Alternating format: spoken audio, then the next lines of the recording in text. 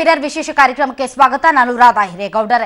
ಇನ್ನೇನು ಕೆಲವೇ ಕ್ಷಣಗಳಲ್ಲಿ ಸುಪ್ರೀಂ ಕೋರ್ಟ್ನಲ್ಲಿ ಕಾವೇರಿ ವಿವಾದಕ್ಕೆ ಸಂಬಂಧಪಟ್ಟಂತಹ ವಿಚಾರಣೆ ಆರಂಭ ಆಗುತ್ತೆ. ಈ ದಿನ ತುಂಬಾ ಕುತೂಹಲ ಇರುವಂತಹ ಒಂದು ವಿಚಾರಣೆ ಇದಾಗಲಿರಲಿದೆ. ಯಾಕಂದ್ರೆ ಮಂಡಳಿ ರಚಿಸದೆ ಮೋದಿ ಅವರು ಒಂದು ರಾಜತಂತ್ರವನ್ನ ಹೂಡಿದ್ದಾರೆ. ಅಷ್ಟೇ ಅಲ್ಲ, ನೀರು ಬಿಡ್ತೀವಿ ಅಂತ ಕರ್ನಾಟಕ ಸರ್ಕಾರ ಹೇಳಿದೆ. ಈ ಮಧ್ಯೆ ನಾರಿಮನ್ ಅವರು ಕೂಡ ವಾದ ಮಂಡಿಸೋದಕ್ಕೆ ರೆಡಿ ಆಗಿದ್ದಾರಂತೆ. ತಮಿಳುನಾಡಿನ ಖ್ಯಾತೆ ಮತ್ತೊಂದು ಕಡೆ. ಇದೆಲ್ಲದರ ಮಧ್ಯೆ ಇವತ್ತು ಕೋರ್ಟ್ ಇಡೀ ಪ್ರಕರಣವನ್ನ ಹೇಗೆ ನೋಡುತ್ತೆ ಅನ್ನುವಂತಹ ಕುತೂಹಲ ಮತ್ತು ಕ್ಷಣ ಕ್ಷಣದ ಮಾಹಿತಿ ವಿಶ್ಲೇಷಣೆಯನ್ನ ನಿಮ್ಮ ಪಬ್ಲಿಕ್ ಟಿವಿ ನಿಮ್ಮ ಮುಂದೆ ಇಡುತ್ತೆ. ಕೋರ್ಟ್ ಹಾಲ್ ಒಳಗಡೆ ನಡೆಯುವಂತಹ ವಾದ ಪ್ರತಿವಾದದ ಸಮೇತ. ಇನ್ನೇನು ಕೆಲವೇ ಕ್ಷಣಗಳಲ್ಲಿ ಸುಪ್ರೀಂ ಕೋರ್ಟ್ನಲ್ಲಿ 2 ಅರ್ಜಿಗಳ ವಿಚಾರಣೆ ನಡೆಯುತ್ತೆ. ನನ್ನ ಬಗ್ಗೆ ಲಘುವಾಗಿ ಮಾತನಾಡಿರೋರು ಕ್ಷಮೆಯನ್ನ ಕೇಳಬೇಕು, ಆಗ ಮಾತ್ರ ನಾನು ವಾದಕ್ಕೆ ಒಪ್ತೀನಿ ಅಂತ ಹಿರಿಯ ವಕೀಲ ನಾರಿಮನ್ ಹೇಳಿದ್ರೆ, ಮತ್ತೊಂದು ಕಡೆ ಕೇಂದ್ರದ ಅಫಿಡವಿಟ್, ಇನ್ನೊಂದು ಕಡೆ ಸುಪ್ರೀಂ ಕೋರ್ಟ್ನ ಆದೇಶವನ್ನ ಪಾಲಿಸುವ ನಿಟ್ಟಿನಲ್ಲಿ ಕರ್ನಾಟಕ ತಮಿಳುನಾಡಿಗೆ ನೀರು ಹರಿಸ್ತಾ ಇರೋದು.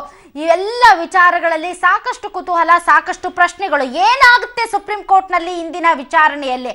ವಾದ ಪ್ರತಿವಾದ ಹೇಗಿರುತ್ತೆ? ಕೋರ್ಟ್ನಲ್ಲಿ ಕ್ಷಣ ಕ್ಷಣಕ್ಕೂ ನಡೆಯುವಂತಹ ಪ್ರತಿಯೊಂದು ಮಾಹಿತಿಯನ್ನ ವಿಶ್ಲೇಷಣೆ ಸಮೇತ ನಿಮ್ಮ ಮುಂದೆ ನಿಮ್ಮ ಪಬ್ಲಿಕ್ ಟಿವಿ ಇಡುತ್ತೆ. ಇದೇ ಈ ಹೊತ್ತಿನ ವಿಶೇಷ ಕಾವೇರಿ ಕದನ.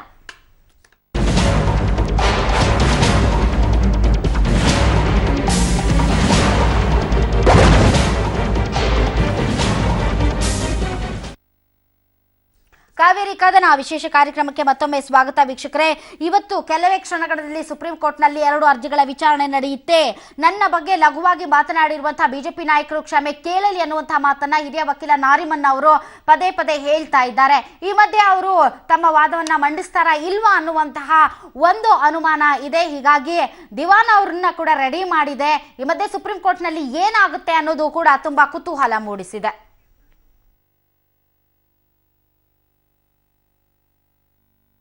ಓಕೆ, ಇದೀಗ ಒಂದು ಬ್ರೇಕಿಂಗ್ ನ್ಯೂಸ್ ಬರ್ತಾ ಇದೆ. ಹಿರಿಯ ವಕೀಲ ಪಾಲಿ ಎಸ್ ನಾರಿಮನ್ ವಾದ ಮಂಡಿಸ್ತಾರಾ ಇಲ್ವಾ? ಇದಕ್ಕೆ ಸಂಬಂಧಪಟ್ಟಂತಹ ಒಂದು ಬ್ರೇಕಿಂಗ್ ನ್ಯೂಸ್.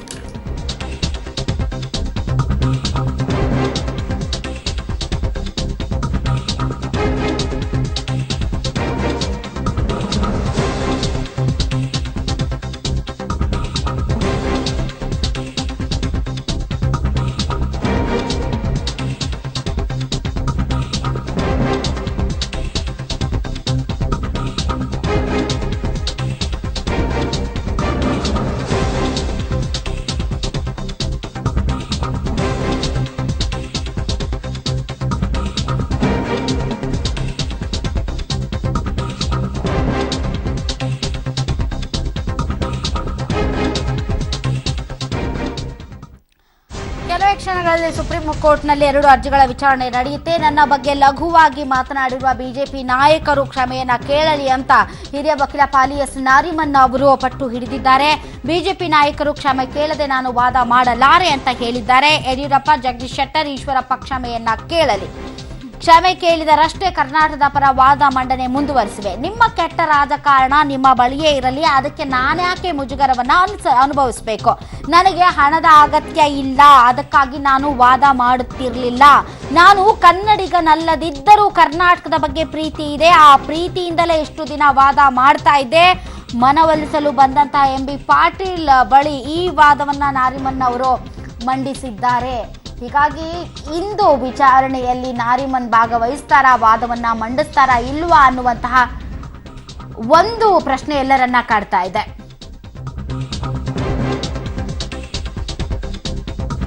ಇನ್ನು ಪಬ್ಲಿಕ್ ಟಿವಿಗೆ ರಾಜ್ಯ ಸರ್ಕಾರದ ಕಾನೂನು ಸಲಹೆಗಾರ ಬ್ರಿಜೇಶ್ ಕಾಳಪ್ಪ ಕೂಡ ಮಾತನಾಡಿ ಅವರು ಅಪಿಯರ್ ಆಗ್ತಾರಾ ಇಲ್ವಾ ಅನ್ನೋದ್ರ ಬಗ್ಗೆ ಮಾತನಾಡಿದ್ದಾರೆ. ಬನ್ನಿ ಅವ್ರು ಏನ್ ಹೇಳಿದ್ದಾರೆ ಅನ್ನೋದನ್ನ ಕೇಳೋಣ.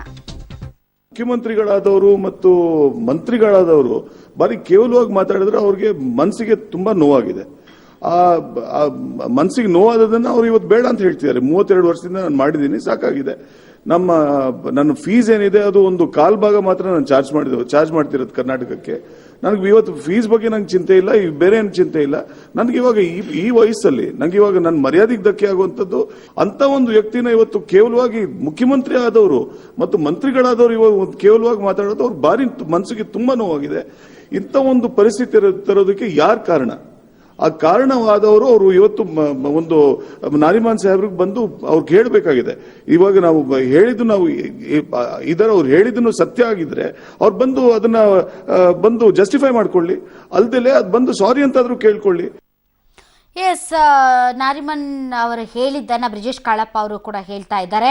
ಸುಪ್ರೀಂ ಕೋರ್ಟ್ನಲ್ಲಿ ನಾನು ಕರ್ನಾಟಕದ ಪರ ವಾದವನ್ನು ಮಂಡಿಸ್ತಾ ಇರೋದು ಕರ್ನಾಟಕದ ಮೇಲಿನ ಪ್ರೀತಿಗೆ ಮತ್ತು ನಾನು ತೆಗೆದುಕೊಳ್ಳುವಂತಹ ಫೀಸ್ನ ಕಾಲು ಭಾಗವಷ್ಟೇ ನಾನು ಕರ್ನಾಟಕಕ್ಕೆ ಚಾರ್ಜ್ ಮಾಡ್ತಾ ಇದ್ದೇನೆ. ಮಾಜಿ ಮುಖ್ಯಮಂತ್ರಿಗಳಾದವರು ಮಂತ್ರಿಗಳಾದವರು ನನ್ನ ಬಗ್ಗೆ ಲಘುವಾಗಿ ಮಾತನಾಡೋದನ್ನು ನಾನು ಎಂದಿಗೂ ಕೂಡ ಸಹಿಸಿಕೊಳ್ಳಲಾರೆ. ಈ ವಯಸ್ಸಿನಲ್ಲಿ ನನಗೆ ಹಣಕ್ಕಿಂತ ನನ್ನ ಒಂದು ವ್ಯಕ್ತಿತ್ವಕ್ಕೆ ಧಕ್ಕೆ ತರುವಂತಹ ಯಾವುದೇ ವಿಷಯವನ್ನು ನಾನು ಅರಗಿಸಿಕೊಳ್ಳೋದಕ್ಕೆ ಸಾಧ್ಯ ಇಲ್ಲ. ಹೀಗಾಗಿ ನನ್ನ ವಿರುದ್ಧ ಮಾತನಾಡಿದವರು ಅಥವಾ ನನ್ನನ್ನು ಹೀಯಾಳಿಸಿದವರು ನನಗೆ ಕ್ಷಮೆ ಕೇಳಬೇಕು, ಅಂದ ಪಕ್ಷದಲ್ಲಿ ಮಾತ್ರ ನಾನು ವಾದವನ್ನು ಮಂಡಿಸ್ತೇನೆ ಎನ್ನುವಂತಹ ಮಾತನ್ನ ಹೇಳಿದ್ದಾರೆ ನಾರಿಮನ್ ಅವರು ಅನ್ನೋದನ್ನ ಬ್ರಿಜೇಶ್ ಕಾಳಪ್ಪ ಹೇಳ್ತಾ ಇದ್ದಾರೆ. ಇನ್ನೊಂದು ಕಡೆ ಮಾಜಿ ಪ್ರಧಾನಿ ದೇವೇಗೌಡರು ಕೂಡ ನಾರಿಮನ್ ಅವರ ಮನವೊಲಿಸುವಂತಹ ಪ್ರಯತ್ನವನ್ನ ಮಾಡಿದ್ದಾರೆ. ಇಲ್ಲಿಯವರೆಗೆ ನಾರಿಮನ್ ಅವರ ಬಗ್ಗೆ ದೇವೇಗೌಡರು ಒಂದು ಕಿಂಚಿತ್ತೂ ಕೂಡ ಮಾತನಾಡಿರಲಿಲ್ಲ. ಹೀಗಾಗಿ ರೈತರ ಹಿತದೃಷ್ಟಿಯಿಂದ ನೀವು ವಾದ ಮಾಡಬೇಕು ಅಂತ ದೇವೇಗೌಡರು ನಾರಿಮನ್ ಅವರನ್ನ ಒತ್ತಾಯ ಮಾಡ್ತಾ ಇದ್ದಾರೆ. ಒಂದು ವೇಳೆ ನೀವೇನಾದ್ರೂ ಒಪ್ಪದಿದ್ದರೆ ನಿಮ್ಮ ಮನೆಗೆ ರೈತರನ್ನೇ ಕರೆತಂದು ನಾನು ಧರಣಿ ಕೂರ್ತೇನೆ ಅಂತ ಸಾಕಷ್ಟು ಮನವೊಲಿಕೆಯನ್ನ ಮಾಡುವ ಪ್ರಯತ್ನವನ್ನ ಮಾಡಿದ್ದಾರೆ. ತದನಂತರ ಗೌಡರ ಮಾತಿಗೆ ಮನ್ನಣೆ ಕೊಟ್ಟಂತಹ ಹಿರಿಯ ವಕೀಲ ನಾರಿಮನ್ ಒಪ್ಪಿಕೊಂಡು ವಾದ ಮಾಡ್ತೀನಿ ಅಂತ ಹೇಳಿದ್ದಾರೆ ಅಂತ ಹೇಳಲಾಗ್ತಾ ಇದೆ. ಆದರೂ ಕೂಡ ಇನ್ನು ಅನುಮಾನ ಹಾಗೆಯೇ ಉಳಿದಿದೆ.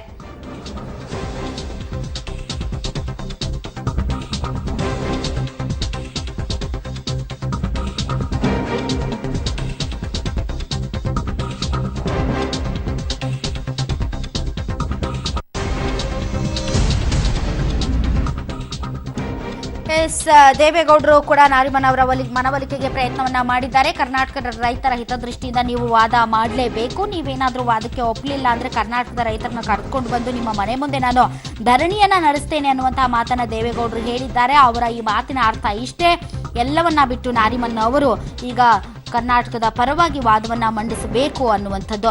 ಈ ಮಧ್ಯೆ ಬ್ರಿಜೇಶ್ ಕಾಳಪ್ಪ ಕೂಡ ಮಾತನಾಡ್ತಾ ಕರ್ನಾಟಕದಲ್ಲಿ ಯಾರ್ಯಾರು ನಾರಿಮನ್ ವಿರುದ್ಧ ಮಾತನಾಡಿದ್ರು ಅವರೆಲ್ಲರೂ ಕೂಡ ಕ್ಷಮೆ ಕೇಳಬೇಕು, ಅಂದ ಮಾತ್ರದಲ್ಲಿ ಮಾತ್ರ ಅವರು ಬಂದು ತಮ್ಮ ವಾದವನ್ನ ಮಂಡಿಸ್ತಾರೆ ಅನ್ನುವಂಥದ್ದು. ಹೀಗಾಗಿ ನಾರಿಮನ್ ಅವರು ಕರ್ನಾಟಕ ಪರವಾಗಿ ವಾದ ಮಂಡಿಸೋದು ಇನ್ನೂ ಕೂಡ ಅನುಮಾನ ಅಂತ ಹೇಳಲಾಗ್ತಾ ಇದೆ.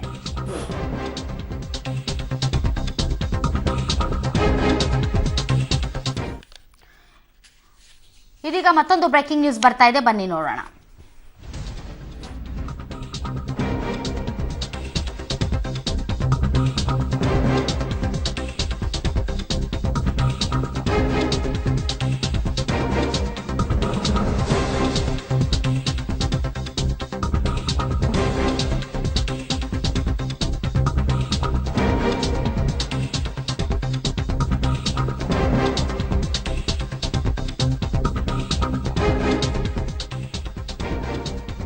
ಕರ್ನಾಟಕ ಪರವಾಗಿ ಸುಪ್ರೀಂ ಕೋರ್ಟ್ನಲ್ಲಿ ಹಾಗಾದ್ರೆ ವಾದ ಯಾರು ಮಂಡಿಸ್ತಾರೆ ಅನ್ನುವಂತಹ ಅನುಮಾನ ಕಾಡ್ತಾ ಇದೆ.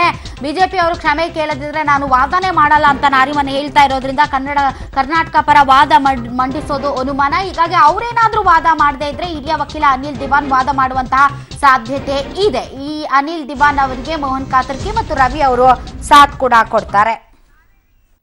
ಎಸ್, ಇದೀಗ ಬರ್ತಾ ಇರುವಂತಹ ಬ್ರೇಕಿಂಗ್ ನ್ಯೂಸ್ ಪ್ರಕಾರ ಕೋರ್ಟ್ ಹಾಲಿಗೆ ಹಿರಿಯ ವಕೀಲ ಫಾಲಿಯಸ್ ನಾರಿಮನ್ ಆಗಮಿಸಿದ್ದಾರೆ. ಅಫಿಡವಿಟ್ ವಾಪಸ್ಗಾಗಿ ಪ್ರಧಾನಿ ಮೊರೆ ಹೋಗಿದೆ. ಮತ್ತೊಂದು ಕಡೆ ತಮಿಳುನಾಡು ಕಾವೇರಿ ನಿರ್ವಹಣಾ ಮಂಡಳಿಯನ್ನ ಈಗಲೇ ರಚನೆ ಮಾಡೋದಕ್ಕೆ ಸಾಧ್ಯ ಇಲ್ಲ ಮತ್ತು ಸುಪ್ರೀಂ ಇದಕ್ಕೆ ಸಂಬಂಧಪಟ್ಟಂತೆ ಯಾವುದೇ ರೀತಿಯಾದಂತಹ ನಿರ್ಧಾರವನ್ನ ತೆಗೆದುಕೊಳ್ಳೋದಕ್ಕೆ ಬರೋದಿಲ್ಲ. ಅದು ಶಾಸಕಾಂಗದ ಕೆಲಸ. ಹೀಗಾಗಿ ಸಂಸತ್ನಲ್ಲಿ ಅದರ ಬಗ್ಗೆ ನಾವು ನಿರ್ಣಯವನ್ನ ತೆಗೆದುಕೊಳ್ಬೇಕಾಗುತ್ತೆ. ಸದ್ಯಕ್ಕೆ ಕಾವೇರಿ ನಿರ್ವಹಣಾ ಮಂಡಳಿಯನ್ನ ರಚನೆ ಮಾಡೋದಕ್ಕೆ ಸಾಧ್ಯ ಇಲ್ಲ ಅಂತ ನಿನ್ನೆ ಕೇಂದ್ರ ಸರ್ಕಾರ ಅಫಿಡವಿಟ್ ಸಲ್ಲಿಸಿತ್ತು. ಇದಕ್ಕೆ ಸಹಜವಾಗಿ ತಮಿಳುನಾಡು ವಿರೋಧವನ್ನ ವ್ಯಕ್ತಪಡಿಸಿತ್ತು. ಹೀಗಾಗಿ ತಮಿಳುನಾಡು ಈಗ ಕೇಂದ್ರ ಸರ್ಕಾರ ಅಫಿಡವಿಟ್ ಅನ್ನ ವಾಪಸ್ ತೆಗೆದುಕೊಳ್ಬೇಕು ಅಂತ ಪ್ರಧಾನಿ ಅವರ ಮೊರೆ ಹೋಗಿದೆ. ಹೀಗಾಗಿ ಕೇಂದ್ರ ಏನ್ ಮಾಡುತ್ತೆ ಅನ್ನೋದು ಕುತೂಹಲವನ್ನ ಮೂಡಿಸಿದೆ. ಕೇಂದ್ರ ಏನೇ ಮಾಡದೆ ಇರಲಿ, ಸಂವಿಧಾನದ ಪ್ರಕಾರ ಸುಪ್ರೀಂ ಕೋರ್ಟ್ಗೆ ಈ ರೀತಿಯಾದಂತಹ ನಿರ್ವಹಣಾ ಮಂಡಳಿಯನ್ನ ರಚನೆ ಮಾಡಿ ಅಂತ ಹೇಳುವ ಅಧಿಕಾರ ಇಲ್ಲ ಅನ್ನೋದು ಸಂವಿಧಾನದಲ್ಲಿ ಅಡಕವಾಗಿದೆ ಅನ್ನೋದಾದ್ರೆ ಅದಕ್ಕೆ ಯಾವುದೇ ಒಂದು ಒತ್ತಡ ತಂತ್ರ ಹೇರಿದ್ರೂ ಕೂಡ ಪ್ರಯೋಜನಕ್ಕೆ ಬರೋದಿಲ್ಲ ಅನ್ನುವಂಥದ್ದು. ಯಾಕಂದ್ರೆ ಸಂವಿಧಾನದ ವಿರುದ್ಧವಾಗಿ ಸಂವಿಧಾನದ ಯಾವುದೇ ಅಂಗ ಕೂಡ ಹೋಗೋದಕ್ಕೆ ಸಾಧ್ಯ ಇಲ್ಲ. ಅದು ನ್ಯಾಯಾಂಗ, ಕಾರ್ಯಾಂಗ, ಶಾಸಕಾಂಗ ಅಥವಾ ಇನ್ನುಳಿದಂತೆ ಪತ್ರಿಕಾ ರಂಗ ಯಾವುದೇ ಆಗಲಿ ಸಂವಿಧಾನದ ವಿರುದ್ಧ ಹೋಗೋದಕ್ಕೆ ಸಾಧ್ಯನೇ ಇಲ್ಲ. ಹೀಗಾಗಿ ಪ್ರಧಾನಿಗಳು ಕರ್ನಾಟಕದ ಪರವಾಗಿ ಅಫಿಡವಿಟ್ ಅನ್ನ ಮಂಡಿಸಿಲ್ಲ. ಸಂವಿಧಾನ ಏನ್ ಹೇಳುತ್ತೆ ಅನ್ನೋದನ್ನ ಗೌರವಿಸುವ ನಿಟ್ಟಿನಲ್ಲಿ ಅಂಶಗಳನ್ನ ಅಫಿಡವಿಟ್ ಮೂಲಕ ಸಲ್ಲಿಸಿದೆ. ಹೀಗಾಗಿ ಕೇಂದ್ರ ಸರ್ಕಾರ ಸಲ್ಲಿಸಿರುವಂತಹ ಈ ಅಫಿಡವಿಟ್ ವಾಪಸ್ ತೆಗೆದುಕೊಳ್ಳಬೇಕು ಅಂತ ತಮಿಳುನಾಡು ಏನು ಹೇಳಿದೆ, ಅದಕ್ಕೆ ಕೇಂದ್ರ ಸರ್ಕಾರ ಬಗ್ಗೋದು ತುಂಬಾನೇ ಅನುಮಾನ. ಯಾಕಂದ್ರೆ ಯಾರ ಪರವಾಗೂ ಅಲ್ಲ, ಒಕ್ಕೂಟ ವ್ಯವಸ್ಥೆಯಲ್ಲಿ ಹಿರಿಯಣ್ಣನಾಗಿ ಎಲ್ಲಾ ರಾಜ್ಯಗಳಿಗೂ ಕೂಡ ನ್ಯಾಯ ಒದಗಿಸುವ ನಿಟ್ಟಿನಲ್ಲಿ ಸಂವಿಧಾನ ಏನು ಹೇಳುತ್ತೆ ಅನ್ನೋದನ್ನ ಮಾತ್ರ ಕೇಂದ್ರ ಸರ್ಕಾರ ಎತ್ತಿ ಹಿಡಿದಿದೆ. ಈ ಹಿನ್ನೆಲೆಯಲ್ಲಿ ಅಫಿಡವಿಟ್ ವಾಪಸ್ ತೆಗೆದುಕೊಂಡ್ರೆ ಅದು ಪಕ್ಕಾ ರಾಜಕೀಯ ಆಗುತ್ತೆ. All right, okay. ಇನ್ನೇನು ಕೋರ್ಟ್ ಹಾಲ್ಗೆ ನಾರಿಮನ್ ಅವರು ಆಗಮಿಸಿದ್ದಾರಂತೆ. ಇನ್ನೇನು ಕೆಲವೇ ಕ್ಷಣಗಳಲ್ಲಿ 2 ಅರ್ಜಿಗಳ ವಿಚಾರಣೆ ಸುಪ್ರೀಂ ಕೋರ್ಟ್ ನಲ್ಲಿ ಬರುತ್ತೆ. ಏನಾಗುತ್ತೆ ಕ್ಷಣದ ಮಾಹಿತಿಯನ್ನ ನಿಮ್ಮ ಮುಂದೆ ನಿಮ್ಮ ಪಬ್ಲಿಕ್ ಟಿವಿ ಇರುತ್ತೆ. ಈ ಕಾರ್ಯಕ್ರಮದಲ್ಲಿ ವಿಶ್ಲೇಷಣೆಯನ್ನ ನಡೆಸೋದಕ್ಕೆ ನಮ್ಮೊಂದಿಗೆ 2 ಅತಿಥಿಗಳಿದ್ದಾರೆ. ಬನ್ನಿ ಅವರನ್ನ ವೆಲ್ಕಮ್ ಮಾಡೋಣ. ಹಿರಿಯ ವಕೀಲರಾದಂತಹ ಶಂಕರಪ್ಪನವ್ರು ನಮ್ಮೊಂದಿಗೆ ಜಾಯ್ನ್ ಆಗಿದ್ದಾರೆ. ಸರ್, ತಮಗೆ ವಿಶೇಷ ಕಾರ್ಯಕ್ರಮಕ್ಕೆ ಸ್ವಾಗತ. ಇನ್ನು ರೈತ ಮುಖಂಡರಾದಂತಹ ಕೋಡಿಹಳ್ಳಿ ಚಂದ್ರಶೇಖರ್ ಅವರು, ಸರ್ ತಮಗೂ ಕೂಡ ವಿಶೇಷ ಕಾರ್ಯಕ್ರಮಕ್ಕೆ ಸ್ವಾಗತ. ಮೊದಲನೇದಾಗಿ ಸರ್, ನಾನು ಈ ಕಾರ್ಯಕ್ರಮವನ್ನು ಆರಂಭಿಸಿದಾಗ್ಲಿಂದಲೂ ಹೇಳ್ತಾ ಇದ್ದೆ, ಫಾಲಿಯಸ್ ನಾರಿಮನ್ ಅವರ ಅಪೇರ್ ಆಗ್ತಾರಾ ಇಲ್ವಾ, ಕ್ಷಮೆ ಕೇಳಬೇಕು ಅನ್ನುವಂತಹ ಪಟ್ಟನ್ನ ಹಿಡಿದಿದ್ದಾರೆ ಅನ್ನುವಂಥದ್ದು. ಇದನ್ನೆಲ್ಲ ನೋಡಿದಾಗ ನಿಮ್ಗೆ ಏನು ಅನ್ಸುತ್ತೆ? ನಿಮ್ಮ ರಿಯಾಕ್ಷನ್ ಏನು? ಇಲ್ಲ, ಈಗ ಇದು ಒಂದು ರಾಜಕೀಯ ನಾಟಕ ಅಂತ ನನಗೆ ಅನಿಸ್ತು. ಖಂಡಿತವಾಗ್ಲೂ ಯಾವುದೇ ಒಬ್ಬ ಅವರೇ ಹೇಳ್ತಾ ಇದ್ದಾರೆ ನಿಮ್ಮ ರಾಜಕೀಯ ಏನಾದ್ರೂ ಇರ್ಲಿ, ಅದಕ್ಕೆ ನಾನ್ ಯಾಕೆ ಅನುಭವಿಸ್ಬೇಕ್ರಿ ಅಂತ. ನೀವ್ ಹೇಳ್ತಿದ್ರ ನಾರಿಮನ್ ಅವ್ರದೇ ಒಂದು ರಾಜಕೀಯ ಅಂತ. ನಾಟಕ ಅದು ಯಾಕೆ ಗೊತ್ತಾ? ಯಾಕಂದ್ರೆ ನಾನು ಅವ್ರ ಬಗ್ಗೆ ಬಹಳ ಗೌರವ ಇಟ್ಕೊಂಡಿರ್ತಕ್ಕಂಥವ್ರು. ನಾರಿಮನ್ ಅವರು ಈ ದೇಶದಲ್ಲಿ ಇರ್ತಕ್ಕಂಥ ಅತ್ಯಂತ ಹಿರಿಯ ವಕೀಲರು, ಭಾಳ ಪ್ರಜ್ಞಾವಂತರೂ ಸಹ. ಇವತ್ತು ಕಕ್ಷಿದಾರರು ತಮ್ಗೆ ಇಷ್ಟ ಇಲ್ಲ ಅಂದಾಗ ರಿಟೈರ್ಡ್ ಆಗ್ಬೋದು ಒಂದು ಕೇಸಿಂದ. ಇಲ್ಲ ಅಂದಾಗ ನಿಮ್ಮ ಕಕ್ಷಿದಾರರು, ಯಾಕಂದ್ರೆ ನೀವೇನು ಉಚಿತವಾಗಿ ಏನು ಮಾಡ್ತಾ ಇಲ್ಲ ನಮ್ಮ ಸರ್ಕಾರಕ್ಕೆ, ನೀವು ನಿಮ್ದಾಗಿರ್ತಕ್ಕಂಥ ಫೀಸನ್ನು ನೀವು ತಗೊತಾ ಇದ್ದೀರಿ. ನಾನು ತೆಗೆದುಕೊಳ್ಳಬೇಕಾದಂತಹ ಫೀಸ್ ನಲ್ಲಿ ಕಾಲ್ಭಾಗ ಮಾತ್ರ ತಗೊಳ್ತಾ ಇರೋದು. ಅದು ನಿಮ್ಮ ಅಭಿಪ್ರಾಯ, ಅದು ನಿಮ್ಮ ವಿಚಾರ. ಯಾರು ಜಾಸ್ತಿ ಮಾಡಿದ್ದು ಯಾರು ಬೇಡ ಅನ್ನಲಿಲ್ಲ, ಅಥವಾ ಕಡಿಮೆ ಮಾಡಿದ್ದು ನಾವು ಸರ್ಕಾರದಿಂದ ಏನು ಹೇಳಿಲ್ಲ. ನಿಮ್ಮ ಫೀಸನ್ನು ನೀವು ತೆಗಿತಾ ಇದ್ರಿ, ಬಟ್ ನೀವು ಉಚಿತವಾಗಿ ಏನು ಮಾಡ್ತಾ ಇಲ್ಲ ಸರ್ಕಾರಕ್ಕೆ. ಸೊ ಇವತ್ತೊಂದು ದಿವಸ ಇಡೀ ಕರ್ನಾಟಕ ಜನತೆಯ ಕೋಟ್ಯಾಂತರ ಜನತೆಯ ಹಿತಾಸಕ್ತಿಯನ್ನು ನಿಮ್ಮ ಕೈಯಲ್ಲಿಟ್ಟು ಸುಪ್ರೀಂ ಕೋರ್ಟಲ್ಲಿ ವಾದ ಮಾಡಿದ್ರೆ ನಮ್ಮ ರಕ್ಷಣೆ ಮಾಡಿ ಅಂತಕ್ಕಂಥ ನಮ್ಮ ಕಕ್ಷಿದಾರರಾಗಿ ನಮ್ಮ ಸರ್ಕಾರ ನಿಮ್ಮ ಕೈಯಲ್ಲಿದೆ. ಇವತ್ತು ಯಾವುದೇ ಒಂದು ಕೇಸನ್ನು ವಾದ ಮಾಡಿಸುವಂಥ ಸಂದರ್ಭದಲ್ಲಿ ಅನೇಕ ರೀತಿಯಾಗಿರ್ತಕ್ಕಂಥ ಅಭಿಪ್ರಾಯಗಳು, ಭಿನ್ನಾಭಿಪ್ರಾಯಗಳು, ಚರ್ಚೆಗಳು, ವಾದಗಳು ಏನೇನೋ ಬರ್ತಾವೆ, ಸಾರ್ವಜನಿಕವಾಗಿ ಚರ್ಚೆ ಆಗ್ತವೆ. ಬಟ್ ನಿಮ್ಮ ಕೆಲಸ ಏನಾಗ್ತದೆ, ನಮ್ಮ ಕೆಲಸ ನಾವು ನಿರ್ವಹಿಸಬೇಕಾಗ್ತದೆ ಕೋರ್ಟ್ ಮುಂದೆ. ಸಹಜವಾಗಿ ನಮ್ಮ ಕೇಸ್ ಏನಾಯಿತು, ನಮ್ಮ ಕಕ್ಷಿದಾರ ಹಿತಾಸಕ್ತಿಯನ್ನು ಅಷ್ಟೇ ನಾವು ನೋಡಬೇಕಾಗ್ತದೆ. ಬೇರೆ ರೀತಿಯಾಗಿರ್ತಕ್ಕಂಥ ಚರ್ಚೆಗಳಿಗೆ, ಬೇರೆ ರೀತಿಯಾಗಿರ್ತಕ್ಕಂಥ ವಾದಗಳಿಗೆ ನಾವು ಅವಕಾಶ ಕೊಡುವಂಥ, ನಾವು ಗಮನ ಕೊಡುವಂಥ ಅವಶ್ಯಕತೆ ಇಲ್ಲ. ಇವತ್ತು ಸಹಜವಾಗಿ ಇದು ಸಾರ್ವಜನಿಕ ವಿಚಾರ ಆಗಿರೋದ್ರಿಂದ, ಕರ್ನಾಟಕದ ಕೋಟ್ಯಾಂತರ ಜನರ ಹಿತಾಸಕ್ತಿ ಆಗಿರೋದ್ರಿಂದ ಸಹಜವಾಗಿ ಅವ್ರದ್ದಾಗಿರ್ತಕ್ಕಂಥ ಅಭಿಪ್ರಾಯಗಳನ್ನು ವ್ಯಕ್ತಪಡಿಸ್ತಕ್ಕಂಥ ಒಂದು ಸ್ವತಂತ್ರ ಪ್ರತಿಯೊಬ್ಬ ಮನುಷ್ಯನಿಗೂ ಇದೆ. ಮತ್ತು ನೀವು ಹಾಗಂತೇಳ್ಬಿಟ್ಟು ನೀವು ನಿಮ್ಮ ಮೇಲೆ ವಾಗ್ದಾಳಿ ಏನು ಮಾಡ್ತಾ ಇಲ್ಲ. ಬಟ್ ಅವ್ರದ್ದೇ ಆಗಿರ್ತಕ್ಕಂಥ ಅಭಿಪ್ರಾಯಗಳನ್ನು ಈ ರೀತಿಯಲ್ಲಿ ಕರ್ನಾಟಕ ಜನರ ಹಿತನ ರಕ್ಷಣೆ ಮಾಡುವಂಥ ದೃಷ್ಟಿಯಿಂದ ಅವರ ಅಭಿಪ್ರಾಯಗಳನ್ನು ಹೇಳ್ತಾ ಇದ್ದಾರೆ ಹೊರತು, ಅವರು ಬೇಡವೇ ಬೇಡ ಅಥವಾ ಬೇಡ ಅಂದ್ರೂ ಏನು ತಪ್ಪೇನಾಗೋದಿಲ್ಲ. ಬಟ್ ಅಲ್ಟಿಮೇಟಾಗಿ ಡಿಸಿಷನ್ ಇದು ನೀವು ತಗೋಬೋದು. ನೀವು ಇಷ್ಟ ಆಯ್ತು ನೀವು ವಾದ ಮಾಡ್ಬೋದು, ಇಷ್ಟ ಇಲ್ಲ ಅಂದರೆ ಬಿಡ್ಕೊಂಡು ಹೋಗ್ತಾ ಇರ್ಬೋದು. ಬಟ್ ಸರ್ಕಾರನೂ ಸಹ ಯಾಕೆ ನಿಮ್ಮ ಮುಂದೆ ಪ್ರಯತ್ನ ಮಾಡ್ತಾ ಇದೆ ಅಂದರೆ, ಸುಮಾರು ದಶಕಗಳಿಂದ ನೀವು 32 ವರ್ಷಗಳಿಂದ ಕೇವಲ ಕಾವೇರಿ ಅಷ್ಟಲ್ಲ, ಮಹದಾಯಿ, ಕೃಷ್ಣ, ಅನೇಕ ವಿಚಾರಗಳನ್ನು ನೀವು ವಾದ ಮಾಡಿಸ್ತಾ ಇದ್ದೀರಿ. ಅದಕ್ಕೆ ನಿಮ್ಗೆ ಸ್ವಲ್ಪ ಅಲ್ಲಿನ ವಿಚಾರಗಳ ಬಗ್ಗೆ ಸಾಕಷ್ಟು ವಿಚಾರಗಳು ನಿಮ್ಗೆ ಗಮನಕ್ಕಿದೆ. ಆ ಕಾರಣಕ್ಕಾಗಿ ಬೇರೆ ವಕೀಲರನ್ನು ನೇಮಿಸಬೇಕಂದ್ರೆ ಸ್ವಲ್ಪ ಅವ್ರಿಗೆಲ್ಲ ಎಕ್ಸ್ಪ್ಲೈನ್ ಮಾಡೋಕ್ಕಂತ ಅನಿವಾರ್ಯ ಪರಿಸ್ಥಿತಿ ಇದೆ. ಹಾಗಾಗಿ ನೀವಿದ್ರೆ ಒಳ್ಳೆಯದು ಅಂತಕ್ಕಂಥ ಒಂದು ಸರ್ಕಾರವರು ಸಹ ಅವರ ಅಭಿಪ್ರಾಯವನ್ನು ಅಥವಾ ಮನವೊಲಿಕೆ ಮಾಡುವಂಥ ಕೆಲಸವನ್ನು ಅಥವಾ ಅವ್ರ ರಿಕ್ವೆಸ್ಟನ್ನು ಮನವಿಯನ್ನು ಮಾಡ್ಕೊತಾ ಇರ್ಬೋದು. ಆದರೆ ನೆಕ್ ಮೂಮೆಂಟಲ್ಲಿ, ಕಡೆ ಕ್ಷಣದಲ್ಲಿ ನೀವೂ ಸಹ ರಾಜಕಾರಣಿಗಳ ಥರ ಈ ರೀತಿಯಾಗಿರ್ತಕ್ಕಂಥ ಒಂದು ರಾಜ್ಯ ಸರ್ಕಾರಕ್ಕೆ ಒಂದು ಹೇಳುವಂಥದ್ದು ತಪ್ಪಾಗುತ್ತೆ ಅಂತಕ್ಕಂಥದ್ದು ನನ್ನ ಅಭಿಪ್ರಾಯ. ಇಟ್ ಇಸ್ ಮೈ ವೈಯಕ್ತಿಕ ಅಭಿಪ್ರಾಯ. Okay, S. Kodihalli Chandrashekhar sir, ಈಗಾಗಲೇ ಅರ್ಜಿ ವಿಚಾರಣೆ ಆರಂಭ ಆಗಿದೆ. ಕೇಂದ್ರ ಸರ್ಕಾರ ಸಲ್ಲಿಸಿರುವಂತಹ ಅಫಿಡವಿಟ್ಗೆ ಸಂಬಂಧಪಟ್ಟಂತೆ ವಿಚಾರಣೆ ಆರಂಭ ಆಗಿದೆ ಅನ್ನುವಂತಹ ಬ್ರೇಕಿಂಗ್ ನ್ಯೂಸ್ ಇದೀಗ ಬರ್ತಾ ಇದೆ. ಹೀಗಾಗಿ ಒಂದು ಕಡೆ ಕೇಂದ್ರ ಸರ್ಕಾರ ಸಂವಿಧಾನದ ಆಶಯಗಳನ್ನ ನ್ಯಾಯಾಂಗದ ಮುಂದೆ ಇಟ್ಟು ಕಾವೇರಿ ಬೋರ್ಡ್ ವಿಚಾರದಲ್ಲಿ ಯಾವ ರೀತಿ ಶಾಸಕಾಂಗದ ಪರಿಮಿತಿ ಒಳಗಡೆ ಇದರ ರಚನೆ ಸಾಧ್ಯ ಅನ್ನೋದನ್ನ ಮನವರಿಕೆ ಮಾಡಿಕೊಳ್ಳುವ ಪ್ರಯತ್ನವನ್ನ ಮಾಡ್ತಾ ಇದೆ. ತಮಿಳುನಾಡು ಕೂಡ ಒತ್ತಡ ಇರ್ತಾ ಇದೆ, ಅಫಿಡವಿಟ್ ಅನ್ನ ವಾಪಸ್ ತೆಗೆದುಕೊಳ್ಳಿ ಅಂತ. ಈ ಹಿನ್ನೆಲೆಯಲ್ಲಿ ಇವತ್ತೇನಾಗಬಹುದು ಅಥವಾ ಏನಾಗಬೇಕು ಅನ್ನೋದು ತಮ್ಮ ಆಶಯ. ನೋಡಿ, ಇದು ನೇರವಾಗಿ ಇದು ಪಾರ್ಲಿಮೆಂಟಿನಲ್ಲಿ ಚರ್ಚೆ ಆಗಿ ಕೇಂದ್ರ ಸರ್ಕಾರದ ವ್ಯಾಪ್ತಿಯಲ್ಲಿ ತೀರ್ಮಾನ ಆಗಬೇಕಾಗಿರುವ ಅಂಶ. ಇದು ಕೋರ್ಟಿನ ವ್ಯಾಪ್ತಿಗೆ ಬರೋದಿಲ್ಲ. ನಿರ್ವಹಣಾ ಮಂಡಳಿ ಸಂಬಂಧಪಟ್ಟಿದ್ದು. ಈಗಾಗಲೇ ಕೋರ್ಟು ತನ್ನ ಅನೇಕ ಸಾರಿ ಬದಲಾದ ನಿಲುವುಗಳನ್ನು ಪ್ರಕಟಣೆ ಮಾಡಿದೆ. ಒಂದು ಸಾರಿ 3,000 ಬಿಡಿ ಅನ್ನೋದು, ಮತ್ತೊಂದು ಸಾರಿ 3 ದಿವಸ ಬಿಡಿ ಅನ್ನೋದು, ಮತ್ತೊಂದು ಸಾರಿ 6 ದಿವಸ ಬಿಡಿ ಅನ್ನೋದು. ಈ ವಿಚಾರಕ್ಕೆ ಸಂಬಂಧಪಟ್ಟ ಹಾಗೆ ಇವತ್ತ ನ್ಯಾಯಾಲಯದಲ್ಲಿ ಏನು ಅಂತಿಮವಾಗಿ ತೀರ್ಮಾನಕ್ಕೆ ಬರ್ತಾರೆ ಅನ್ನೋದು ಒಂದು, ನಿರ್ವಹಣಾ ಮಂಡಳಿಗೆ ಸಂಬಂಧಪಟ್ಟ ಹಾಗೆ ಕೋರ್ಟಿನ ಅಭಿಪ್ರಾಯ ಏನು ಹೇಳುತ್ತೆ ಅನ್ನೋದು ಒಂದು. ಎರಡನ್ನ ನಾವು ಕಾದು ನೋಡಬೇಕಾಗಿರ್ತಕ್ಕಂಥ ಅಂಶ. All right, will come back. ನಾನೊಂದು ಬ್ರೇಕ್ ತಗೊಳ್ತೀನಿ. ವಿಚಾರಣೆ ಆರಂಭ ಆಗಿದೆ ಅಂತ. ಹಾಗಾದ್ರೆ ಈ ವಿಚಾರಣೆಯಲ್ಲಿ ಕೋರ್ಟ್ ಏನು ಹೇಳುತ್ತೆ, ವಾದ ಪ್ರತಿವಾದ ಹೇಗೆ ನಡೆಯುತ್ತೆ, ಕೋರ್ಟ್ ಹಾಲ್ನಲ್ಲಿ ನಡೆಯುವಂತ ಇಂಚು ಮಾಹಿತಿಯನ್ನ ನಿಮ್ಮ ಪಬ್ಲಿಕ್ ಟಿವಿ ನಿಮ್ಮ ಮುಂದೆ ಸುಪ್ರೀಂ ಕೋರ್ಟ್ನಲ್ಲಿ ಈಗಾಗಲೇ ಆರಂಭ ಆಗಿದೆ. ಫಾಲಿಯಸ್ ನಾರಿಮನ್ ಮತ್ತು ಕಪಿಲ್ ಸಿಬಲ್ ವಿಚಾರಣೆಯಲ್ಲಿ ಹಾಜರಿದ್ದಾರೆ ಅನ್ನುವಂತಹ ಒಂದು ಸುದ್ದಿ ಇದೀಗ ಬರ್ತಾ ಇದೆ. ಇನ್ನೇನು ಕರ್ನಾಟಕ ಸಲ್ಲಿಸಿರುವಂತಹ ಮರುಪರಿಶೀಲನಾ ಅರ್ಜಿ ಮತ್ತು ಕೇಂದ್ರದ ಅಫಿಡವಿಟ್ಗೆ ಸಂಬಂಧಪಟ್ಟಂತೆ 2 ಅರ್ಜಿಗಳ ವಿಚಾರಣೆ ಇದೀಗ ಕಾವೇರಿ ಸಂಬಂಧ ಸುಪ್ರೀಂ ಕೋರ್ಟ್ನಲ್ಲಿ ಆರಂಭ ಆಗಿದೆ. ಏನಾಗುತ್ತೆ ಅನ್ನೋದರ ಕ್ಷಣದ ಮಾಹಿತಿಯನ್ನ ನಿಮ್ಮ ಮುಂದೆ ನಾವು ಬಿಡ್ತೀವಿ. ಎಸ್ ಸರ್, ಶಂಕರಪ್ಪ ಸರ್, ತಾವು ಹೇಳ್ತಾ ಇರೋದು ನಾರಿಮನ್ ಮಾಡಿರೋದು ಡ್ರಾಮಾ ಅಂತ. ಕೆಲವರು ಹೇಳ್ತಾರೆ ನಾರಿಮನ್ ಅವರು ಹೂಡಿರುವಂತಹ ಆ ರಣತಂತ್ರಗಳು ಕೇಂದ್ರ ಸರ್ಕಾರವನ್ನ ಬಗ್ಗು ಬಡಿದು ತನ್ನ ಮಧ್ಯಪ್ರವೇಶ ಮಾಡುವ ಹಾಗೆ ಮಾಡಿದೆ. ಎಲ್ಲ ಸುಳ್ಳು. ಒಂದು ಹೇಳ್ತೀನಿ, ಇವತ್ತು ಕೇಂದ್ರ ಸರ್ಕಾರನೂ ಸಹ ನಮ್ಮ ಕರ್ನಾಟಕದ ವಿಚಾರದಲ್ಲಿ ಖಂಡಿತವಾಗ್ಲೂ ನಿರ್ಲಕ್ಷ್ಯ ವಹಿಸಿತ್ತು. ಇಲ್ಲಿವರೆಗೂ ಕಾಯುವಂಥ ಅವಶ್ಯಕತೆ ಇರಲಿಲ್ಲ. 2007ರಲ್ಲಿ ಟ್ರಿಬ್ಯುನಲ್ ಅವರು ಜಡ್ಜ್ಮೆಂಟ್ ಕೊಟ್ಟಿರ್ತಕ್ಕಂಥದ್ದು. 2007ರಲ್ಲಿ ಕೊಟ್ಟಿರ್ತಕ್ಕಂಥ ಜಡ್ಜ್ಮೆಂಟನ್ನು ಇವತ್ತಿನವರೆಗೂ ಮೇನ್ ಆದೇಶದ ಮೇಲೆ ಸುಪ್ರೀಂ ಕೋರ್ಟಲ್ಲಿ ಅಪೀಲನ್ನು ತಕರಾರನ್ನು ಅಪೀಲನ್ನು ಹಾಕಿಲ್ಲ. ಇವಾಗ ಓನ್ಲಿ ಮಂಡಳಿ ವಿಚಾರದಲ್ಲಿ ಕೆಲವು ಒಂದೊಂದು ಪೋರ್ಷನ್ ತಗೊಂಡು ಇವತ್ತಿನ ಸುಪ್ರೀಂ ಕೋರ್ಟಲ್ಲಿ ಅಪೀಲ್ಗಳನ್ನು ಸಲ್ಲಿಸ್ಕೊಂಡು ಮಾಡ್ತಾ ಇದ್ದಾರೆ ಹೊರತು ಮೇಲ್ಮೇನೆ ಆಗ್ತಿಲ್ಲ. ಇವತ್ತು ಟ್ರಿಬ್ಯುನಲ್ ಅವರು ಆದೇಶ ಕೊಟ್ಟ ತಕ್ಷಣ ಕೇಂದ್ರ ಸರ್ಕಾರ ಇಂಟರ್ವ್ಯೂನಾಗೆ ಅದ್ರ ಪ್ರಕಾರ ಒಂದು ತೀರ್ಮಾನವನ್ನು ತಗೊಳ್ಳುವಂತ ಮಾಡಬಹುದಾಯಿತು. ಇವತ್ತು ಸಂವಿಧಾನದ article 262 and section 11 of interstates water dispute act 1956 ಪ್ರಕಾರವಾಗಿ ಯಾವುದೇ ರಾಜ್ಯ ಸರ್ಕಾರಕ್ಕಾಗಲಿ, ರಾಜ್ಯದ ಹೈಕೋರ್ಟ್ಗಳಿಗಾಗಲಿ ಮತ್ತು ಸುಪ್ರೀಂ ಕೋರ್ಟ್ಗಾಗಲಿ ನೇರವಾಗಿ ವಾಟರ್ ವಿವಾದದಲ್ಲಿ ಭಾಗಿಯಾಗಲಿಕ್ಕೆ ಅಥವಾ ಆದೇಶಗಳನ್ನು ಕೊಡಲಿಕ್ಕೆ ಅವಕಾಶ ಇಲ್ಲ. ಇಂಥ ಒಂದು ಸಂದರ್ಭದಲ್ಲಿ ಆದರೆ ಸುಪ್ರೀಂ ಕೋರ್ಟ್ಗೆ ಆರ್ಟಿಕಲ್ 32 ಅಂಡ್ 136 ನಡಿಯಲ್ಲಿ ಯಾವುದೇ ರೀತಿಯ ಆದೇಶವನ್ನು ಕೊಡಲಿಕ್ಕೆ ಅವಕಾಶ ಇದೆ. ಬಟ್ ಯಾವುದೇ ರೀತಿಯ ಆದೇಶವನ್ನು ಕೊಡ್ತೀವಿ ಅಂದರೆ ಇದು ಸಂವಿಧಾನದ ಮೂಲ ತತ್ವಗಳಿಗೆ ಧಕ್ಕೆಯಾಗದ ರೀತಿಯಲ್ಲಿ ಈ ಒಂದು ಸುಪ್ರೀಂ ಕೋರ್ಟನ್ನು ಸಹ ಆದೇಶಗಳನ್ನು ಮಾಡಬೇಕು ಅಂತಕ್ಕಂಥ ವಿಚಾರವನ್ನು 1986ರಲ್ಲಿ ಸುಮಾರು 16 ಜನ ಜಡ್ಜಸ್ ತೀರ್ಮಾನವನ್ನು ಈಗ ಆಲ್ರೆಡಿ ಮಾಡಿದ್ದಾರೆ.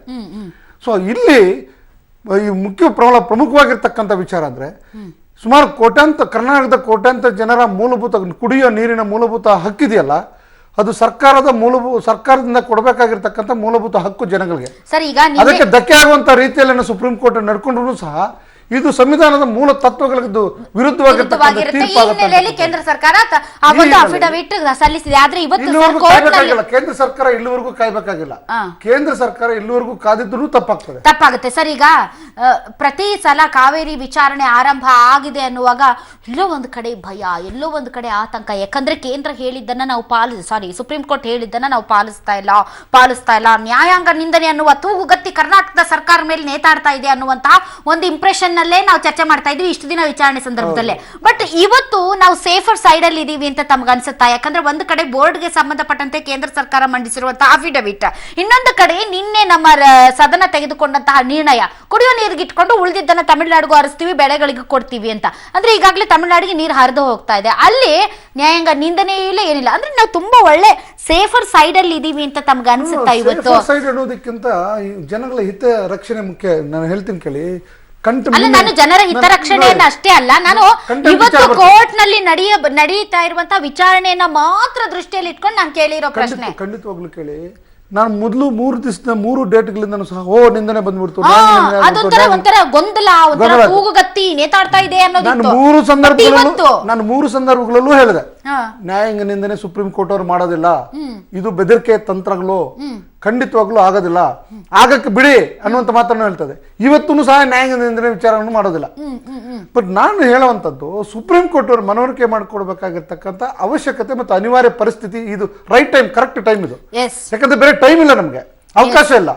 ಇವತ್ತು ಈ ಹಂತಗಳಲ್ಲಿ ನಾವು ನ್ಯಾಯಾಂಗ ನಿಂದನೆ ಅಷ್ಟು ಸುಲಭವಾಗಿ ಮಾಡಲ್ಲ ಕೋರ್ಟ್ ಅವರು ಸಹ. ನ್ಯಾಯಾಂಗ ನಿಂದನೆ ಎಲ್ಲಿ ಆಗಿದೆ ಅಂತಕ್ಕಂಥದ್ದು ಸಹ ಒಂದು ವೇಳೆ ನ್ಯಾಯಾಂಗ ನಿಂದನೆ ಶೋಕಾಸ್ ಮಾಡ್ಬೇಕಾಗ್ತದೆ, ಮೊದಲು ಶೋಕಾಸ್ ನೋಟಿಸ್ ಕೊಡ್ಬೇಕಾಗ್ತದೆ, ಅದಕ್ಕೆ ರಿಪ್ಲೈ ಕೊಡ್ಬೇಕಾಗ್ತದೆ, ಒಂದು ಚಾರ್ಜಸ್ ಫ್ರೇ ಮಾಡ್ಬೇಕಾಗ್ತದೆ, ಎವಿಡೆನ್ಸ್ ಮಾಡ್ಬೇಕಾಗ್ತದೆ. ಲಕ್ಷಾಂತರ ಕೋಟ್ಯಾಂತರ ಡಾಕ್ಯುಮೆಂಟ್ ಇದಾವೆ. ಇದು ಸುಮಾರು 6 ತಿಂಗಳು ವರ್ಷಗಟ್ಟ ಆಗೋಗ್ಬಿಡ್ತದೆ ಇದನ್ನ ಮಾಡ್ಲಿಕ್ಕೆ, ಈ ನಿಂದನೆ ಆರ್ಡರ್ ಆದೇಶ ಮಾಡ್ಲಿಕ್ಕೆ.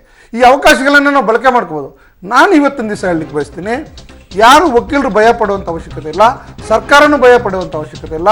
ಇದು ತಂತ್ರಗಾರಿಕೆನೂ ಅಲ್ಲ, ಖಂಡಿತವಾಗ್ಲೂ ಸಹ ನ್ಯಾಯಾಂಗ ನಿಂದನೆ ಮಾಡಿದ್ರು ಸಹ ನಾವು ಉಳಿಸ್ಕೊಳ್ಳುವಂತ ಶಕ್ತಿ ನಮ್ಗೆ ಇದೆ. ನೀವು ಬರಲ್ಲ, ಯಾಕಂದ್ರೆ ಇವತ್ತು ಕಪಿಲ್ ಸಿಬಲ್ ಅವ್ರನ್ನ ನೀವು ಆಯ್ಕೆ ಮಾಡಿ ಒಂದು ಕೋರ್ಟ್ ಕಳಿಸಿದ್ದು ಒಳ್ಳೆ ಕೆಲಸ ಮಾಡಿದ್ರು. ಯಾಕಂದ್ರೆ ಎಲ್ಲೋ ಒಂದ್ ಕಡೆ ಒಬ್ಬರೇ ವಕೀಲರನ್ನ ಇಟ್ಕೊಂಡು ನಾವು ಎಲ್ಲೋ ಒಂದ್ ಕಡೆ ಅವ್ರ ಮೇಲೆ ಆಧಾರ ಪಡೋದಕ್ಕಿಂತ ಅಡಿಷನಲ್ ಆಗಿ ಮಾಡುವಂತದ್ದು ಒಂದು ಪ್ರಯತ್ನ ಬಹಳ ಸರ್ಕಾರ ಒಳ್ಳೆ ಕಾರ್ಯಕ್ರಮ ಮಾಡ್ಕೊಂಡಿದೆ.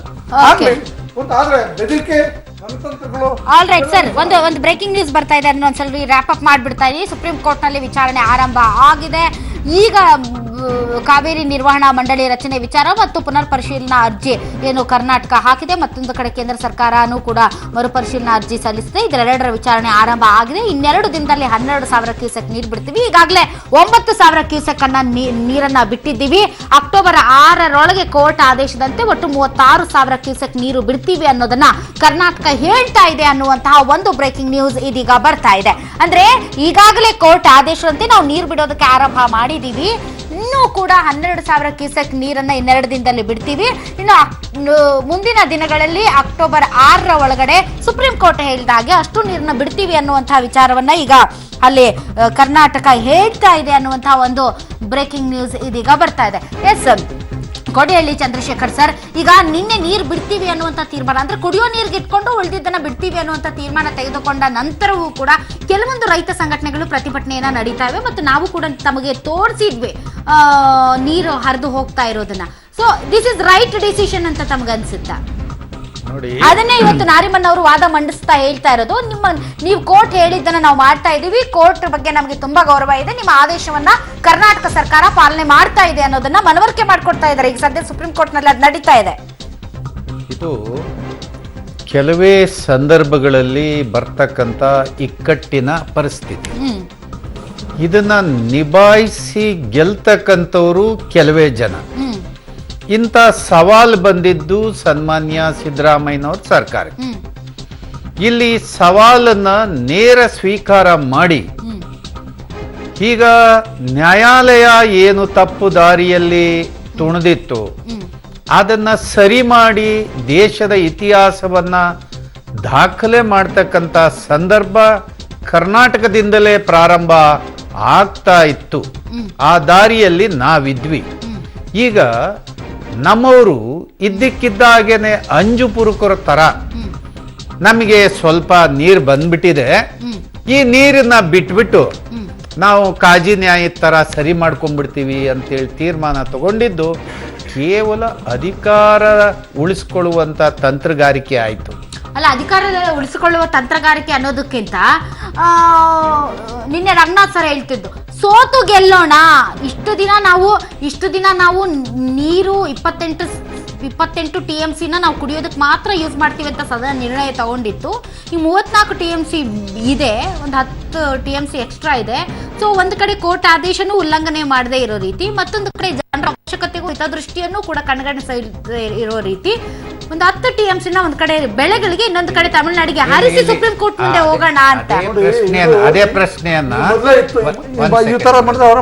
ಈಗ ಒಂದು ಇದು ತಲೆ ತಪ್ಪಿಸ್ಕೊಳ್ಳುವಂತ ತಂತ್ರಗಾರಿಕೆಯೇ ಹೊರತು ಇದು ದಿಟ್ಟ ನಿರ್ಧಾರಗಳ ಆಗೋದಿಲ್ಲ. ಯಾಕೆ ಅಂದ್ರೆ ಕರ್ನಾಟಕದ ಡ್ಯಾಮ್ಗಳಿಗೆ, ಅಣೆಕಟ್ಟೆಗಳಿಗೆ ಇನ್ಫ್ಲೋ ಇದೆ.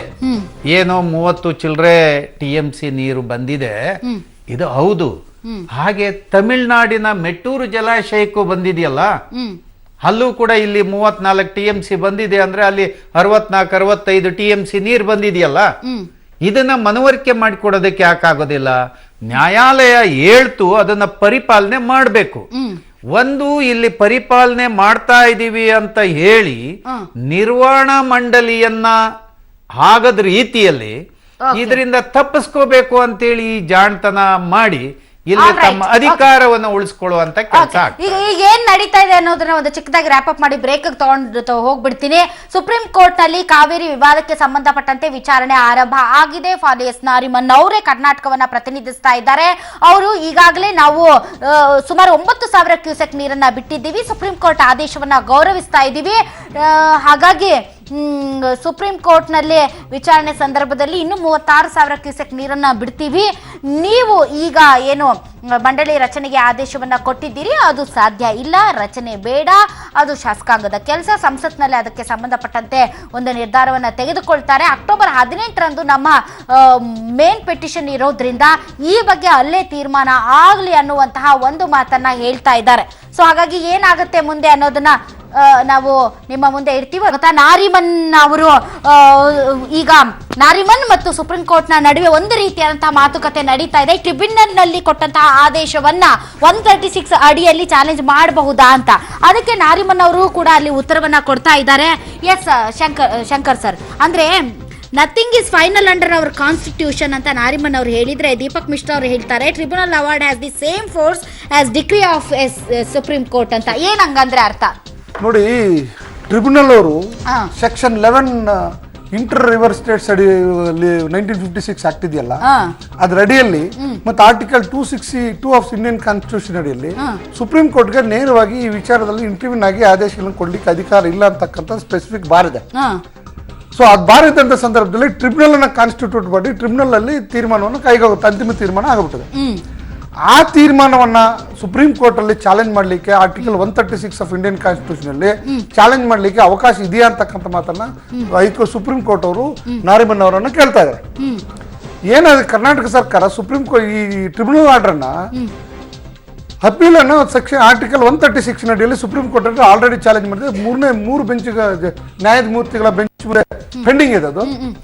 ಆ ಕೇಸಲ್ಲಿ ಏನು ತಮಿಳುನಾಡು ಸರ್ಕಾರ ಒಂದು IAS 7 2013 ಒಂದು IAS 7 ಅಂತ ಹಾಕಿ ಈ ಟ್ರಿಬ್ಯುನಲ್ ಅನ್ನ ಆದೇಶವನ್ನ ಇದನ್ನು ನಿರ್ವಹಣಾ ಸಮಿತಿಯನ್ನ ಮಾಡಿ ಅಂತ ಹೇಳ್ಬಿಟ್ಟು ಒಂದು ಅಪ್ಲಿಕೇಶನ್ ಆಗಿತ್ತು, ಅದನ್ನ ಡಿಸ್ಮಿಸ್ ಮಾಡಿ ಆ ಅಪ್ಲಿಕೇಶನ್ ಅನ್ನ ಮೇನ್ ಕೇಸ್ ಏನು ವಾದ ಮಾಡ್ತೇವೆ ಅವತ್ತು ಈ ವಿಚಾರವನ್ನ ಚಾಲೆಂಜ್ ಮಾಡಿರೋದು. ನಾನು ಹೇಳ್ತೀನಿ ಲೀಗಲ್ ಕಾನ್ಸಿಕ್ವೆನ್ಸಸ್ ಇಂಪ್ಲಿಕೇಶನ್ಸ್ ಹೇಳಿದಾಗ ಅದು ಡಿಸೆಂಬರ್ 3ನೇ ತಾರೀಕು 2013 ಕೋರ್ಟ್ ಅವರು 3 ಬೆಂಚ್ ಜಡ್ಜಸ್ ತೀರ್ಮಾನ ತಗೊಂಡ್ಬಿಟ್ಟಿದೆ. ಅದನ್ನ ಬಿಟ್ಟು ಪ್ರತ್ಯೇಕವಾಗಿ ತಮಿಳುನಾಡು ಸರ್ಕಾರ ಇಲ್ಲೊಂದು ಅಪ್ಲಿಕೇಶನ್ ಅನ್ನ ಹಾಕ್ತದೆ ಸುಪ್ರೀಂ ಕೋರ್ಟ್ ಮುಂದೆ, ಇಂಟ್ರಿಮ್ ಅಪ್ಲಿಕೇಶನ್.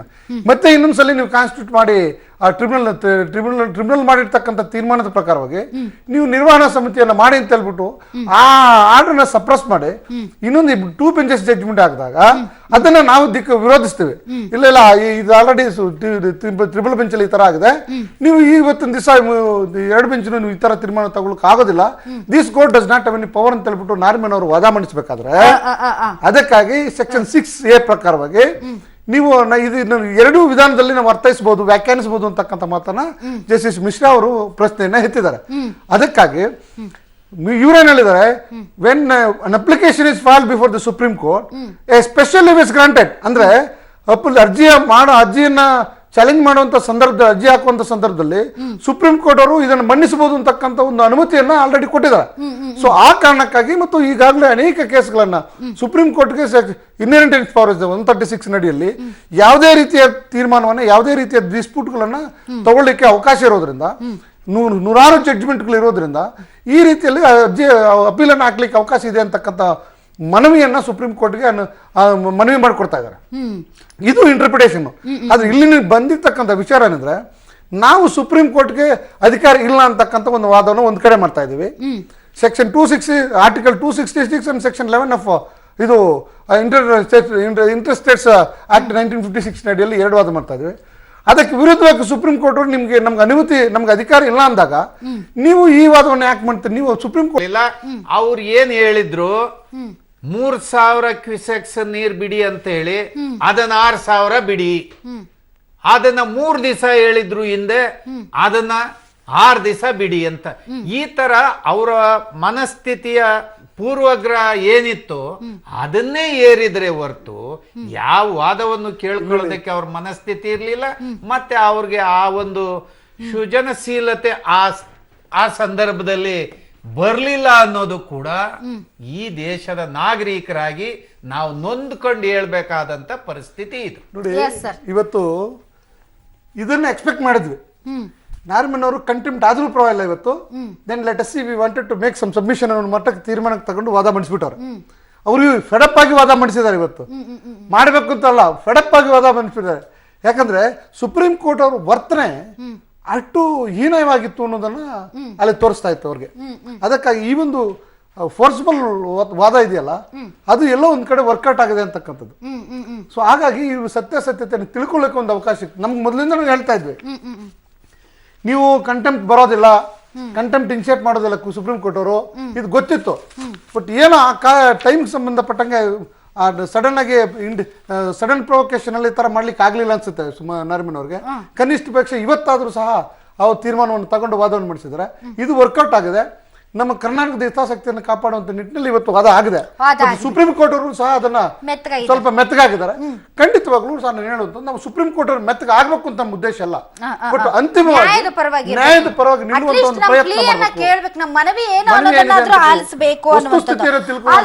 10 ನಿಮಿಷ ಅಷ್ಟೇ ಬಾಕಿ ಉಳಿದಿದೆ. 10 ನಿಮಿಷನೂ ಇಲ್ಲ ಅನ್ಸುತ್ತೆ. 3:15ಕ್ಕೆ ಮತ್ತೆ ವಿಚಾರಣೆ ಆರಂಭ ಆಗುತ್ತೆ. ಹೀಗಾಗಿ ಮೋಹನ್ ಕಾತರ್ಕಿ ಅವರು ಕರ್ನಾಟಕ ಗವರ್ನಮೆಂಟ್ ಇಂದ ನೀರು ಬಿಡುವ ವಿಚಾರಕ್ಕೆ ಸಂಬಂಧಪಟ್ಟ ಅಂದ್ರೆ ಅಕ್ಟೋಬರ್ 7ರಿಂದ 16ನೇ ತಾರೀಕುವರೆಗೂ ಏನ್ ಮಾಡ್ತೀರಿ ಅನ್ನೋದ್ರ ಬಗ್ಗೆ ನಿಮ್ಮ ಸರ್ಕಾರದಿಂದ ಅಥವಾ ನಿಮ್ಮ ಕ್ಲೈಂಟ್ ಇಂದ ಮಾಹಿತಿಯನ್ನ ತೆಗೆದುಕೊಂಡು ಅದನ್ನ ನೀವು ಕೋರ್ಟ್ ಮುಂದೆ ಹಾಜರುಪಡಿಸಿ ಅಂತ ಹೇಳಿದೆ. ಈ ಮಧ್ಯೆ ಕರ್ನಾಟಕ ಯಾವ ರೀತಿಯಾದಂತ ನಿರ್ಧಾರ ತೆಗೆದುಕೊಳ್ಳುತ್ತೆ ಅನ್ನೋದು ತುಂಬಾ ಕುತೂಹಲವನ್ನ ಮೂಡಿಸಿದೆ. ಅಂದ್ರೆ ಈಗಾಗಲೇ ಮೆಟ್ರೋ ಡ್ಯಾಮ್ ಅಲ್ಲಿ 50 TMC ನೀರಿದೆ, ನೀವು ಅದನ್ನ ಬಳಸ್ಕೊಳ್ಳಿ, ಮಳೆನೂ ಕೂಡ ಬರುತ್ತೆ, ಹಿಂಗಾರು ಬರುತ್ತೆ ನಿಮ್ಗೆ. ನಮ್ಮಲ್ಲಿ ಬರೀ ಕುಡಿಯೋದಕ್ಕಷ್ಟೇ ಇದೆ, ಇದ್ದ ನೀರನ್ನೆಲ್ಲ ಎಕ್ಸ್ಟ್ರಾ ಇದ್ದ ನೀರನ್ನ ನಾವು ಬಿಟ್ಬಿಟ್ಟಿದೀವಿ, ಇನ್ನು ಎಕ್ಸ್ಟ್ರಾ ಬಂದ್ರೆ ಬಿಡ್ತೀವೋ ಇಲ್ವೋ ಏನ್ ಹೇಳುತ್ತೆ ಕರ್ನಾಟಕ ಸರ್ಕಾರ.